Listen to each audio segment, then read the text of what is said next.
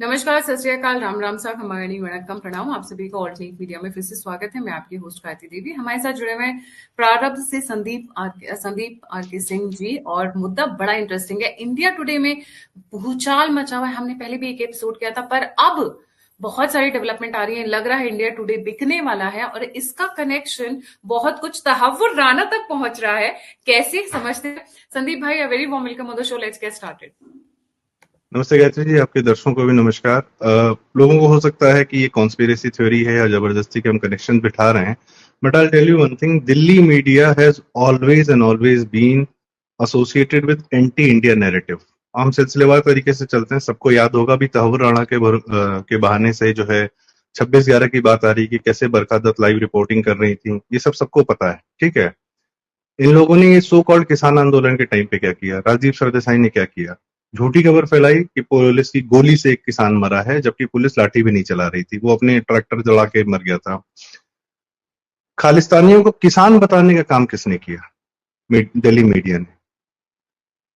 26/11 के टाइम पे पहले से ही माहौल बनाना शुरू कर दिया गया था। हिंदू आतंकवाद की थ्योरी तहलका किसने फंड किया था? कपिल सिब्बल ने, ठीक है। उसी ने वो गुजरात के और सबकी एक स्वामी थे उनको भी, और कर्नल पुरोहित को, प्रज्ञा ठाकुर को, सबको एंटी हिंदू और एंटी भगवान नैरेटिव, भगवा आतंकवाद उसने पहले ही शुरू कर दिया था। प्रिंट में उसने शुरू किया, बाद में मेन स्ट्रीम चैनल्स ने पिक करना शुरू किया। जैसे रवीश कुमार नहीं करता है कि कारवां में लिखे उस आर्टिकल से जो है मैं ये बताता हूँ, वहां प्रिंट होता है और यहाँ ये बोलना शुरू कर देते हैं, ठीक है।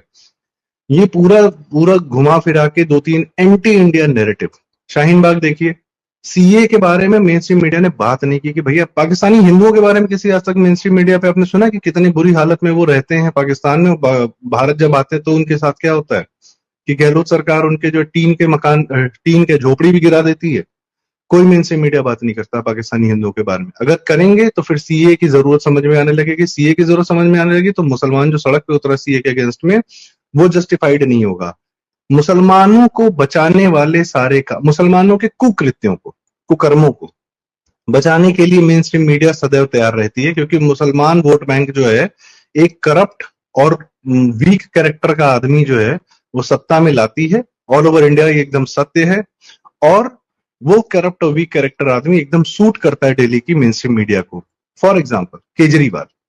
अब आपने जो एकदम शुरू कहा कि इंडिया टुडे बिकने वाला है, मैम इंडिया टुडे शुरू हुआ 1975 में इमरजेंसी के दौरान, ठीक है। मैगजीन के फॉर्म में आया, फिर उनको बेस्ट पेपर्स वगैरह मिले, और ऑफ कोर्स एक ये भी बात कही जाती है कि अरुण पुरी जिन्होंने शुरू किया था, ऐसा कहा जाता है, आई कांट रियली, कि वो दून स्कूल के ही हैं, अराउंड राजीव गांधी के बैचमेट्स में से रहे हैं, बट दैट्स अनदर स्टोरी, मैं उसमें नहीं जाऊंगा।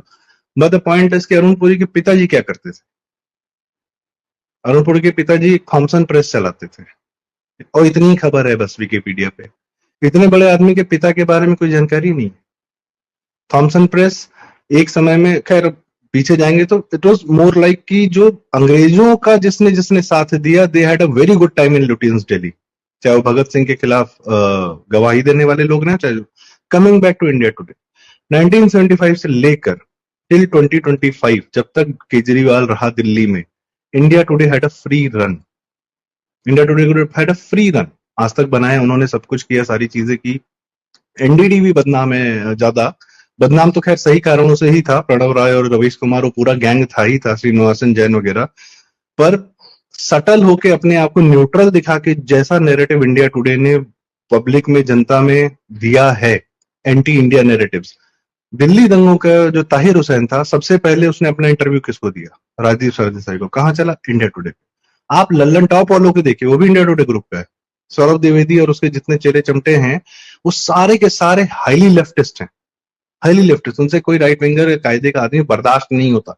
सौरभ द्विवेदी अपने आप को न्यूट्रल रखने की कोशिश करता है, but he is not. Everybody knows उसने किस प्रकार के ट्वीट कर रखे हैं, उसकी भाषा किस तरीके की है, क्या है, मानसिकता क्या है। उसकी टीम बताती है कि उसकी मानसिकता क्या है, ठीक है।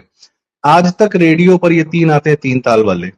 बहराइच में जब दंगा हुआ था तो ये तीनों बैठ, एक उसमें खांचा भी आते हैं। इतना सेकुलरिज्म भरा हुआ है कि उस मिश्रा लड़के को गोली मारी गई, और तब ये कह रहे थे कि घर के सामने डीजे नहीं बजाना चाहिए था। इस तरीके का जहर ये अपने नॉन न्यूज सेक्शन में भी परोसते हैं। और उसके बाद बाकी जब बुलडोजर चलता है तब बहुत देर से तकलीफ आती है। तो केजरीवाल डन डस्टेड, लेकिन सीएजी रिपोर्ट्स आ रही हैं। और सीएजी रिपोर्ट एक एक डिपार्टमेंट की एक एक करके आ रही है, ट्रांसपोर्ट की आ गई, जल की आ गई, सबकी आ गई, और सब में केजरीवाल की संलिप्तता पाई गई। ये काम तो दिल्ली मीडिया को करना था ना। दिल्ली मीडिया ने 10 साल से क्यों नहीं बताया कि केजरीवाल इतने घोटाले कर रहा है? क्यों? क्योंकि सबको पता है कि किस प्रकार से केजरीवाल ने दिल्ली मीडिया का मुंह पैसे से भर रखा था।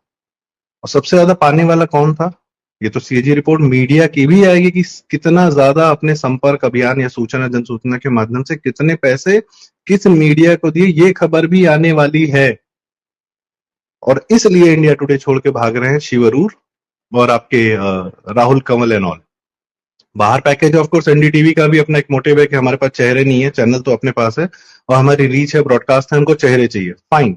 आज तक सुधीर चौधरी भी जा रहे हैं, वो भी कहीं से आए थे और अब कहीं जा रहे हैं, उनका भी कोई कैरेक्टर बहुत शानदार नहीं है, वो भी एक समय में 100 करोड़ के फिरौती के चक्कर में, सॉरी ब्लैकमेलिंग के चक्कर में 1 महीना जेल होके आए थे। प्रूव हुआ नहीं हुआ, दैट्स अनदर थिंग। बहुत सारे आप याद कीजिए मैम, ये पुण्य प्रसून वाजपेयी, जब ये इंटरव्यू आया था केजरीवाल के साथ, क्रांतिकारी, बहुत क्रांतिकारी, तब केजरीवाल सीएम भी नहीं बना था, किस चैनल पे था?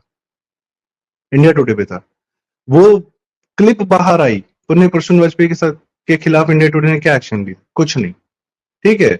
2019 के इलेक्शन के बाद अंजना ओम कश्यप ने का एक कहीं से वक्तव्य आया था, शायद लोग ढूंढ लेंगे, मिल जाएगा, कि हमको कहा गया था राहुल गांधी की लाइन लेने के लिए इस इलेक्शन में। शेखर गुप्ता जब बाद में आया, वो भी उसी दिल्ली लुटियन मीडिया का है, उसने बोला 2019 में जब मोदी जी जीत गए कि हमको वो सिलेंडर घरों में रखे हुए दिख रहे थे, we chose not to say about. और शेखर गुप्ता का एक वक्तव्य था, पूरा इंटरव्यू है, उसने साफ साफ बोला कि अब अगर मोदी सरकार को हराना है तो सिर्फ झूठ और झूठ ही बोलना होगा।